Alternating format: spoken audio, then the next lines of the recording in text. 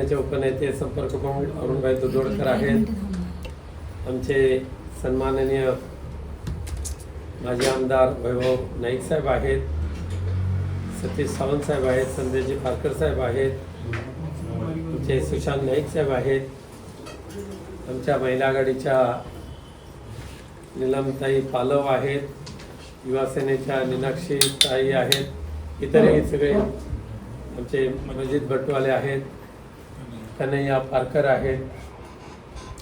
खास करून आपणाशी संवाद साधत असताना आमच्या सर्वांच्याच मनामध्ये आता आपल्या सिंधुदुर्गाचं भविष्य कसं काय आहे याबाबतची एक खूप घोर अशी आमच्या मनामध्ये चिंता लागलेली आहे. सन 2014 पूर्वी सिंधुदुर्ग जिल्हा अख्ख्या महाराष्ट्रामध्ये जो बदनाम झाला होता तो म्हणजे दादागिरी, दहशत, खून, माऱ्यामाऱ्या, जाळपोळ, बलात्कार, किडनॅपिंग, ठेकेदारांचा भ्रष्टाचार, अधिकाऱ्यांना केली जाणारी मारहाण.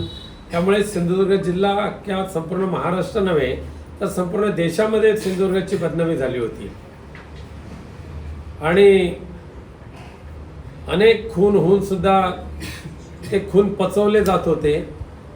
खरे गुन्हेगारांना राजाश्रय त्यावेळेला मिळत होता आणि त्याचंच परिवर्तन असं झालं होतं की 2014च्या निवडणुकीच्या वेळेला संपूर्ण महाराष्ट्रामध्ये सिंधुदुर्ग जिल्हा म्हणजे एकमेव जिल्हा की ज्या जिल्ह्यामध्ये सर्वाधिक संवेदनशील मतदान केंद्र असलेला जिल्हा अशी याची त्यावेळेला बदनामी झाली होती. अर्थात हे सगळं पाप तत्कालीन मंत्री नारायण राणे आणि त्यांच्या सगळ्या गुंडगिरी करणाऱ्या बदमाश लोकांचं होतं. सुदैवाने 2014 साली लोकसभेमध्ये मी निवडून आलो, त्यानंतर झालेल्या विधानसभेमध्ये आमदार वैभव नाईक निवडून आले, पलीकडे दीपक केसरकर निवडून आले आणि 2014च्या नंतर ते 2024 पर्यंत ज्या निवडणुका झाल्या त्या 10 वर्षाच्या कारकिर्दीमध्ये सिंधुदुर्ग जिल्हा एक सुसंस्कृत लोकांचा जिल्हा, शांतताप्रिय असलेल्या लोकांचा जिल्हा, राजकीय हत्या न करणारा जिल्हा आणि प्रगतीकडे झेपावणारा जिल्हा अशा पद्धतीच्या सिंधुदुर्ग जिल्ह्याची एक प्रतिमा चांगल्या पद्धतीने तयार झाली होती आणि त्यामुळे पर्यटक मोठ्या संख्येने येत होते. स्वयंरोजगारामध्ये वाढ झाली होती, शेतकऱ्यांच्या उत्पादनामध्ये वाढ झाली होती. पण कालच्या झालेल्या लोकसभेच्या निवडणुकीमध्ये आणि त्यानंतरच्या विधानसभेच्या निवडणुकीमध्ये दुर्दैवाने ह्या जिल्ह्याच्या दुर्दैवाने पुनश्च एकदा त्याच नारायण राणे कुटुंबियांच्या हाती सत्ता आल्यानंतर 2014च्या पूर्वीचा सिंधुदुर्ग जिल्हा हत्यारांचा, दहशतीचा, गुंडगिरीचा, ड्रग्ज सप्लाय करणाऱ्यांचा, दारू न सप्लाय करणाऱ्यांचा आणि ह्या गुंडगिरीला राजाश्रय प्राप्त करून देणारा हा जिल्हा पुनश्च एकदा 2014च्या पूर्वीच्या मार्गावर चालतोय का अशा पद्धतीच्या काही घटना नुकत्याच या सिंधुदुर्ग जिल्ह्यामध्ये घडून आणलेल्या आहेत. सुदैवाने आमचे वैभवराव नाईक यांनी ह्या दहशतीच्या विरोधात खूप चांगल्या पद्धतीने आवाज उठवलेला आहे. मग तो कुडाळचा सिद्धिविनायक बिडवलकरचा झालेली किडनॅपिंग आणि हत्या, त्यानंतर काल सावडाव येथे झालेले वैभव सावंत आणि त्यांच्या पत्नी यांना झालेली अत्यंत क्रूरपणाची ती मारहाण, या विरोधात आमच्या शिवसेना उद्धव बाळासाहेब ठाकरे पक्षाच्या वतीने आणि खास करून माननीय वैभव नाईक यांच्या वतीने खूप चांगल्या पद्धतीने एक आवाज उठवला गेला आणि ह्या जिल्हा किंवा ह्या जिल्ह्यातली आम्ही जिल्हावासी जे आहोत हे अजूनही मेलेल्या अवस्थेत नाही, आम्ही जिवंत आहोत. त्यामुळे ही दादागिरी, ही गुंडगिरी आम्ही उजेडात आणल्याशिवाय गप्प बसणार नाही अशा पद्धतीचा खणखणीत इशारा माननीय वैभव नाईक यांनी आपल्या मागच्या 15 दिवसामध्ये दाखवून दिलेला आहे। किंबहुना सिद्धिविनायक बिडवलकर यांच्या खुनाची उकल करून खऱ्या आरोपींना पोलीस कस्टडीमध्ये पाठवण्याचं काम पोलिसांनी केलं, त्याबद्दल मी सिंधुदुर्ग पोलिसांचं एसपींचं मनापासून कौतुक करेन।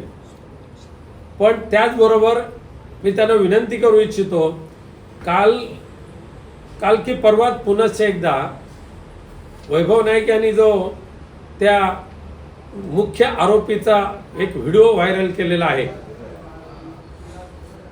सिद्धेश शिरसाटचा, आणि बिनधास्त म्हणजे मी दारू म्हणजे गोव्यातून दारू आणणार म्हणजे आणणारच, मी ज्यांना मारायचं त्यांना मारणारच, अशा पद्धतीने बिनधास्तपणे सांगण्याचं धाडस जो आरोपी करतो, त्या आरोपीचे मागच्या 5 वर्षातले सगळे व्हिडिओ सिंधुदुर्ग पोलिसांनी शोधून काढावेत आणि त्यांनी अशा पद्धतीने किती स्वैराचार माजवलेला आहे, त्यांनी किती करोडो रुपयाची दारू, गोवा बनावटीची दारू या सिंधुदुर्गामध्ये आणून तिचं वाटप केलेलं आहे, ड्रग्समध्ये किती सहभाग आहे ड्रग्स सप्लायमध्ये, या सगळ्याचा सिंधुदुर्ग पोलिसांनी शोध घ्यावा। आणि त्याचबरोबर त्या मुख्य आरोपीची मागच्या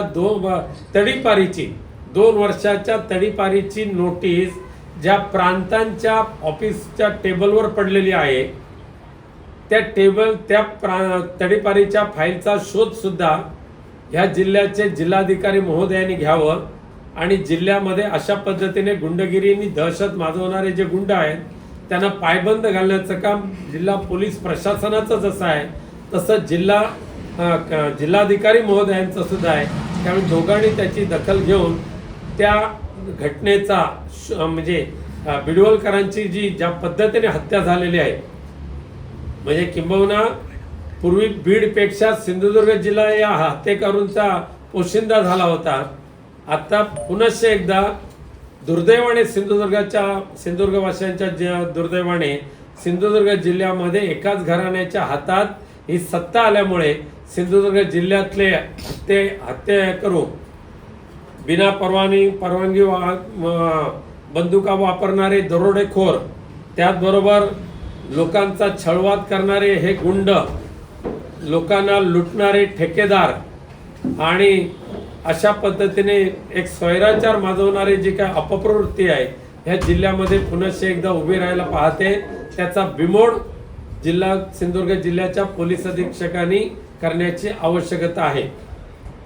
दुसरा जो घटना घडली सावडावला, सावंत कुटुंबियांना आम्ही सगळेजण भेटून आलेलो आहोत, माझ्यापूर्वी सुद्धा हे सर्व मंडळी भेटली आणि त्या सावंत कुटुंबियांच्याकडच्या जर आम्ही फाईल्स पाहिल्या, एक गावाच्या बाबत आपुलकी असणारा, गावामध्ये चांगल्या पद्धतीने सामाजिक कामं झाली पाहिजे, विकास कामं करत असताना गावाच्या विकासासाठी आलेला निधी हा गावासाठीच उपयोगात आला पाहिजे, अशा प्रामाणिक हेतूने एक सामाजिक काम करणारे ते सावंत कुटुंबीय, सावंत दाम्पत्य सुशिक्षित आहेत, सामाजिक प्रतिष्ठा प्राप्त झालेली आहेत, परंतु आपल्या भ्रष्टाचारी कारभाराच्या आड येणाऱ्या त्या गुंडांनी त्या सावंत कुटुंबियांना ज्या पद्धतीने मारहाण केली,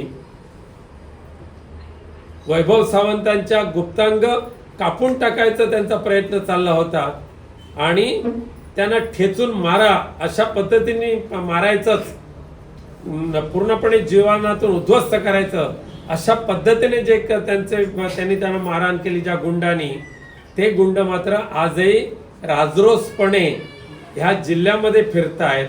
एवढंच नव्हे, आज आम्ही संध्याकाळी पुनश्च एकदा एसपीना भेटणार आहोत आणि ज्या गुंडांनी सावंत कुटुंबियांना वैभव सावंत दाम्पत्याला मारहाण केलेली आहे आणि त्या श्रीमती सावंत यांचा ज्या पद्धतीने विनयभंग केलेला आहे, त्या संदर्भात पोलिसांनी तक्रार योग्य ती कलम लावून ती तक्रार दाखल करून घ्यायची होती, परंतु दुर्दैवाने इथल्या पालकमंत्र्यांचे ते आश्रयदाते असल्यामुळे आरोपी त्याची दखल केवळ आणि केवळ 324 मध्ये घेतली गेली आहे.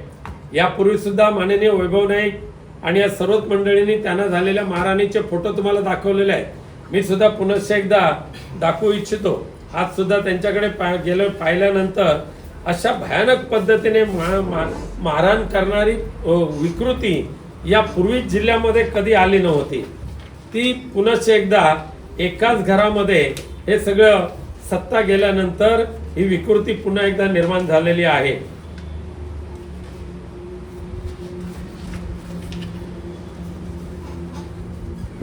हे दृश्य पाहू शकत नाही अख्खा महाराष्ट्र. परंतु संतोष देशमुखांच्या नंतर जर झालेली क्रूर मारहाण ही या सावडावमध्ये वैभव सावंत यांना झालेली आहे. दोन्ही पुरुष आणि त्यांच्या पत्नी केवळ गुप्तांग छाटून टाकण्याची ही जी अपप्रवृत्ती ह्या जिल्ह्यामध्ये निर्माण झाली आणि त्या अपप्रवृत्तीला जर इथले पालकमंत्री, इथले खासदार आणि राज्यकर्ते पाठिंबा देत असतील तर बाबांनो, हा सिंधुदुर्ग जिल्हा म्हणजे जिल्हावासियांचं ते दुर्दैव समजायला पाहिजे. आणि म्हणून पुनश्च एकदा ह्या झालेले चित्रीकरण तुमच्या माध्यमातून दाखवा. आणि मी माननीय या राज्याचे गृहमंत्री देवेंद्र फडणवीस साहेबांना सांगतोय की बघा पुनश्च एकदा आपला सिंधुदुर्ग जिल्हा हा कोणत्या दिशेने वाटचाल करतोय. आता ऐकलंय उपमुख्यमंत्री या सिंधुदुर्ग जिल्ह्यात येतील.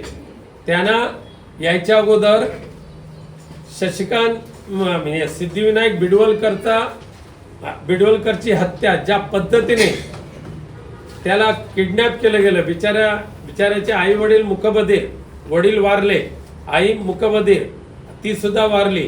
आता सख्खे कोण राहिले नाहीत, त्यामुळे त्याला आधार देणारं कोण नाही.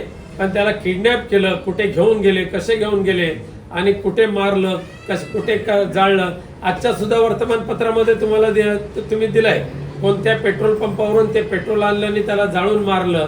ही सुद्धा घटना या जिल्ह्यातल्या एका सामाजिक कार्यकर्त्याने उजेडात आणली. प्रत्येक घटनेचा तपशील तारखेसहित तपशील, पेट्रोल पंपासहित तपशील, हॉटेलच्या नावासहितचा तपशील एका सामाजिक कार्यकर्त्याने SP साहेबांकडे दिला, पोलिसांकडे दिला. सुदैवाने पोलिसांनी त्यांची दखल घेतली. आता उपमुख्यमंत्री गद्दार गटाचे जे येतील त्यांनी जरा आपले कार्यकर्ते काय नेमक्या कशा विकृतीने या सिंधुदुर्ग जिल्ह्यामध्ये भरलेले आहेत हे त्यांनी पाहावं आणि त्याच विकृतीचे समर्थन करण्यासाठी रत्नागिरीवरून इथे येणारे उदय सामंत यांनी सुद्धा त्याचा अभ्यास करावा. अशा विकृतीला जर तुम्ही पोसत असाल आणि सिंधुदुर्ग जिल्हा विकृतीमय जिल्हा करण्याचा जर तुम्ही प्रयत्न करत असाल तर ह्या जिल्ह्यातला प्रामाणिक कार्यकर्ता, सामाजिक कार्यकर्ता पक्षभेद बाजूला ठेवून सिंधुदुर्ग जिल्हा वाचवण्यासाठी पुनश्च एकदा एकरूप झाल्याशिवाय राहणार नाही. आणि म्हणून मी माननीय पोलीस अधीक्षकांना विनंती करू इच्छितो की तुम्ही बिडवलकरचे त्या हत्येचा तपास सुद्धा करत असताना कोणत्याही परिस्थितीमध्ये त्याचं गांभीर्य लक्षात घ्या. प्रत्यक्षदर्शी पुरावा तुमच्याकडे नसला तरी प्रत्यक्षदर्शी त्याचे केलेले हाल हे तुमच्यापर्यंत आलेले आहेत. त्या अनुषंगाने त्याला फासावर लटकवण्याचं काम तुम्हाला करावंच लागेल. जामीन मिळणार नाही याची दक्षता घ्या त्या आरोपींना. आणि त्याचबरोबर सावडावमध्ये जे आरोपी बेपत्ता आहेत, अगदी पोलिसांच्या पोलीस स्टेशनला येऊन खुल्लेआम गेलेले आहेत, पण बेपत्ता असलेल्या 5ही आरोपींकडे, त्याच्यापैकी 2 आरोपींकडे गावठी बंदुका आहेत, बिना परवाना गावठी बंदुका आहेत. आणि आमची भीती अशी आहे की त्या गावठी बंदुकांचा वापर करून कदाचित वैभव सावंत आणि त्यांच्या धर्मपत्नी यांना त्यांची हत्या सुद्धा ते करू शकतात, त्यांचं जीवन संपवू शकतात. अशा पद्धतीने त्यांच्या जीवाला धोका निर्माण झालेला आहे. तर पोलिसांनी वैभव सावंत आणि त्यांच्या सौभाग्यवतीसारख्या गावाच्या विकासासाठी आणि गावामध्ये होत असलेल्या भ्रष्टाचाराच्या विरोधात आवाज उठवणाऱ्या एका प्रामाणिक भारतीय नागरिकांना, प्रामाणिक सिंधुदुर्ग वासियाच्या जीवनाचं रक्षण करण्याची जबाबदारी ही पोलिसांची आहे आणि म्हणून जर त्यांच्या जीवाला काही धोका झाला तर ती संपूर्ण जबाबदारी पोलिसांची असेल हे त्यांनी लक्षात ठेवावं. आणि म्हणून आज आपल्यामार्फत मी ही जी काय गंभीर घटना सिंधुदुर्ग जिल्ह्यामध्ये होते ती आपल्या निदर्शनास आणलेली आहे. पण या गंभीर आणि विकृत मनोवृत्तीच्या विरोधात, गुंडगिरीच्या विरोधात आमचे वैभव नाईक ज्या पद्धतीने आपल्या सर्व सहकाऱ्यांना बरोबर घेऊन लढा देत आहेत त्यांचं मी सुद्धा मनापासून कौतुक करेन आणि पूर्ण पक्ष त्यांच्या पाठीशी खंबीरपणे उभा आहे. आणि सिंधुदुर्गमध्ये सुद्धा यानंतर अशा पद्धतीने बिडवलकर आणि सावडावचे सावंत कुटुंबीय यांच्यानंतर सिंधुदुर्गमध्ये एकाही प्रामाणिक आणि निस्वार्थी वृत्तीने काम करू इच्छिणाऱ्या सामाजिक कार्यकर्त्याला एक हात लावण्याची हिंमत इथले गुंड करणार नाहीत अशी याची दक्षता पोलिसांनी घ्यावीत एवढंच मी या ठिकाणी निवेदन करतो.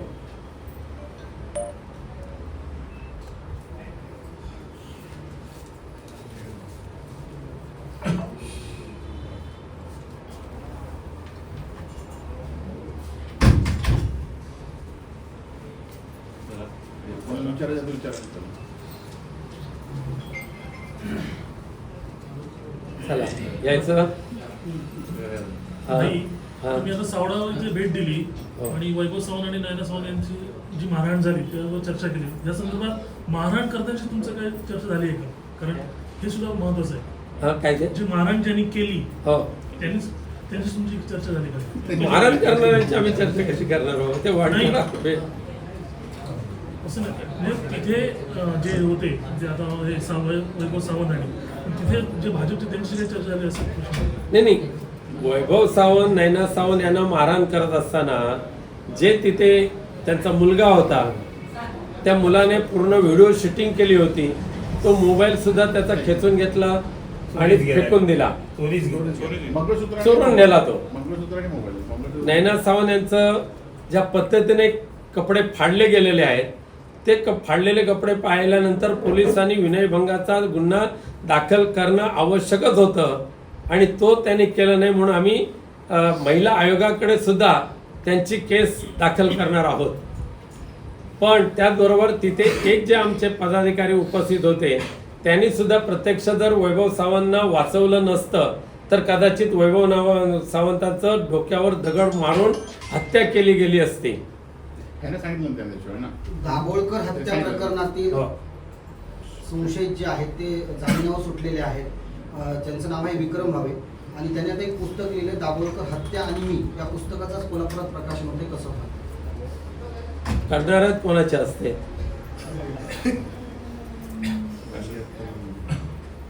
म्हणजे दुर्दैव आहे की दाभोळकरांसारख्या एका सुधारणावादी नेत्यांचा खून करणाऱ्या खुन्याने आपण त्यांचं खून केला हे घमेंडीमध्ये सांगणं आणि पुस्तक रूपाने प्रसिद्ध करणं हे या महाराष्ट्राचं दुर्दैव आहे.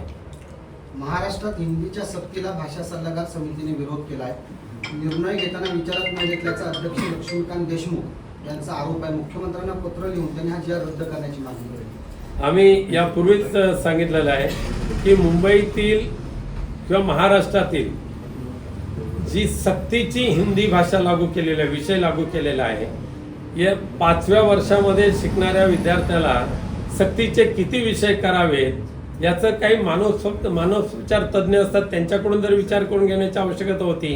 परंतु बिहार या राज्यामध्ये ज्या निवडणुका येऊ घालतात त्या निवडणुका जिंकायला सोपं पडावं म्हणून महाराष्ट्रातल्या विद्यार्थ्यांना वेठीस धरण्याचं काम सक्तीच्या हिंदी विषयाने केलेलं आहे. औरंगजेबाच्या कबरीची महाराष्ट्रात गरज काय?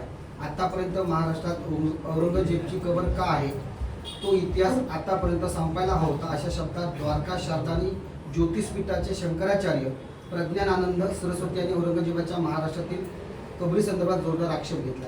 नाही, द्वारकाचार्यांनी जो शब्दोच्चार केलाय तो थोडासा कदाचित चुकीचा असेल. त्यांनी माननीय अमित शहाना विचारून घेतलं पाहिजे होतं ती कबर आहे की समाधी आहे ती. चिपी संदर्भात 18 तारीखची शेवटची तारीख दिली होती. 18 तारीखपासून सुरू होईल सेवा म्हणून. अजूनपर्यंत माहिती येते की सेवा सुरू झालेली नाही. बघा, चिपी विमानतळाकडून सुरू झालेली चिपी ते मुंबई ही विमानसेवा ही 26 ऑगस्ट पासून बंद पडली. केंद्र शासनाच्या अखत्यारीतला विषय आहे. मी त्यावेळेला प्रयत्न करून ती सेवा सुरू करून घेतली होती, पण दुर्दैवाने केंद्रामधचं प्रतिनिधित्व करणारे, या जिल्ह्याचं केंद्रामध्ये प्रतिनिधित्व करणारे नारायणराव राणे यांना ह्या विषयाची गांभीर्य तर नाहीत, पण कदाचित आठवण सुद्धा नसेल. पण मी माझा मात्र प्रयत्न कमी करू दिले नाहीत. मी माझं सातत्याने पाठपुरावा चालू आहे. भाई, रामदास कदम असं म्हणतात, म्हणजे राज ठाकरे आणि उद्धव ठाकरे यांच्या युतीवरती, उद्धव ठाकरे आपले आतल्या गाठीचे आहेत आणि राज ठाकरेंना ते कधीच पुढे येऊ देऊ शकत नाही. रामदास कदम म्हणजे खाल्ल्या ताटात ध्यान करणारा माणूस आहे ना.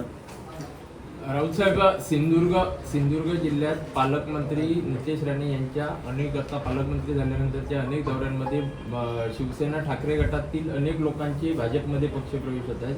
ज्या सायली घाडी यांच्यासाठी शिवसेनेने आंदोलन केलं होतं, त्या सायली घाडींचा सुद्धा काल भाजपमध्ये प्रवेश झालाय. येत्या काळात शिवसेना ठाकरे गटाचे काही पदाधिकारी किंवा पायी कार्यकर्ते हे भाजपमध्ये जाण्याच्या वाटेवर असल्याची चर्चा आहे. त्या संदर्भात आपला त्या कार्यकर्त्यांना काय सल्ला आहे? बघा, दुर्दैवाने भारतीय जनता पक्षाची सत्ता गल्लीपासून दिल्लीपर्यंत आहे, पण त्यांना स्वतःचे कार्यकर्ते तयार करता येत नाहीत, म्हणून इकडे तिकडचे कोण भाडोत्री कार्यकर्ते घेऊन पक्ष वाढवावा लागतो. हे त्यांचं दुर्दैव आहे. आणि आमचा पक्ष भाडोत्री लोकांवर अवलंबून नाही आहे. आम्ही प्रामाणिकपणे सायली गाडींसाठी प्रयत्न केले, परंतु ठीक आहे, पैशाचा आमिष, विकास निधीचा आमिष, आम्ही सुद्धा आता नितेश राणेंच्या घमेंडी ते वक्तव्य जे केलं होतं त्याच्या विरोधात माननीय महामहिम राज्यपाल महोदयांकडे रिट याचिका दाखल केलेली आहे.